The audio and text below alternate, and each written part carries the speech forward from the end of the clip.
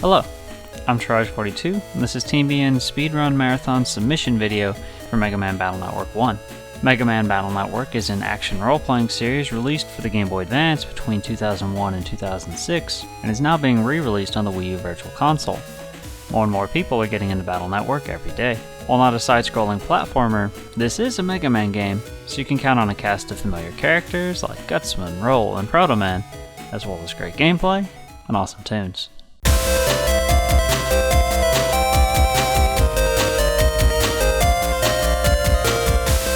Though it's the combat that makes this Mega Man series really shine. Battles take place on an instanced grid where you're dealt a random set of battle chips from your deck, strategize your attack, and then execute it in real time. This puts all of the control in the hands of the player, so while this is an RPG, if you miss, it's your own fault.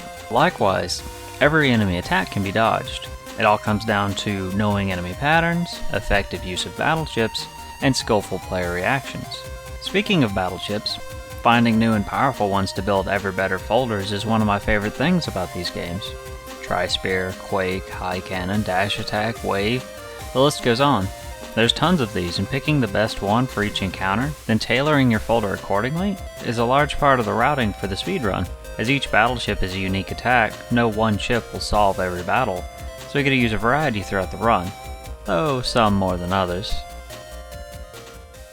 The speedrun of this game has evolved a lot since Raven75 first started working on a segmented run way back in 2006. There were a lot of jokes about how Battle Network games were just too long for RTA. It wasn't until 2013 that the first major RTA runner, Prismatic Black, proved everyone wrong with an unbelievable run in just under 2 hours. Prism's route was a modified version of this segmented route, as relying on certain RNG elements just wasn't viable for RTA. Prism's run attracted several new runners, and the ensuing competition would push the record down into the low 150s.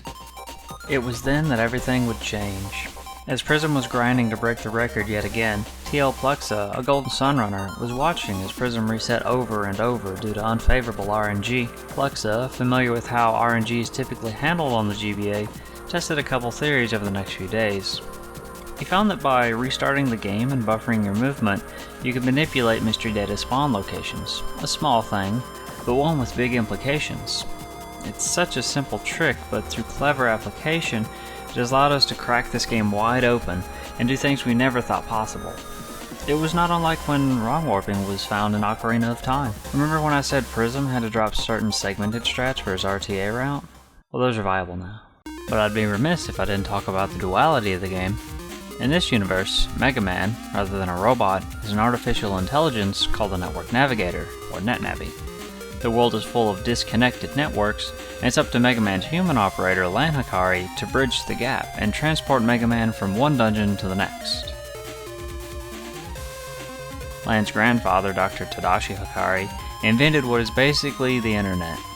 Lan's father spends most of his time researching new types of NetNavis, leaving Lan and his friends to get into all sorts of trouble, even interfering with the World 3, the evil organization led by Dr. Wily.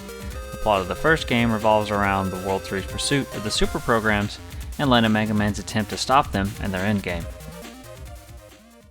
What you're watching is the culmination of over a year of routing since RNG manipulation was first incorporated. We can now control what random encounters we get, where we get them, what items are rewarded, but best of all, what battle chips we draw during the fight. The level of control and precision in this new route is not unlike that in the TAS. In fact, we have so much control over the RNG that there isn't any left in the run at all. The current route is 100% execution and scary consistent. Pretty good for an RPG, right? Between folder stacking and AI manipulation, we're able to make short work of every virus we encounter, often with style. Even bosses can't stand up to our ability to see the frames. Just watch as Fireman throws himself onto our 4 RNG manipulated swords.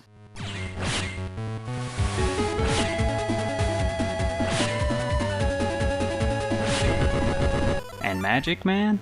Well, poor guy doesn't even have iframes.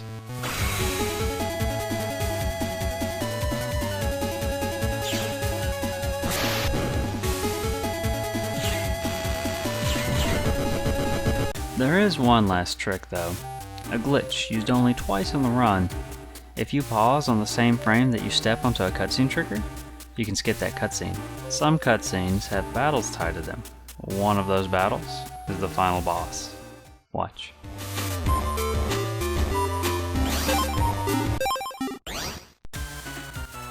The final boss would be the life virus. He has 1000 HP and a 100 damage barrier that regenerates over time. The game maxes out Mega Man's Buster for the fight, and we have strategies for beating him quickly if needed. It takes just under 2 minutes to delete the life virus, so missing the skip won't kill the run, but getting it can be pretty hype.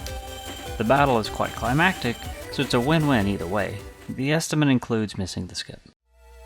But yeah, that's Mega Man Battle Network 1, an action RPG featuring a whole lot of Mega Man and not a lot of RNG. Battle Network offers a fresh look at the Mega Man franchise. Given how much control we have over the game, a good donation incentive could be to play parts of the game while blindfolded. Another would be to fight the game's secret final boss, Base, using some combination of restrictions: Buster only, starting Battleship folder, or blindfolded. Speaking of Base, I'll end this video with a small treat. This save file was modified to make the Base fight a little more interesting. I'm also using a very special folder against them. Enjoy!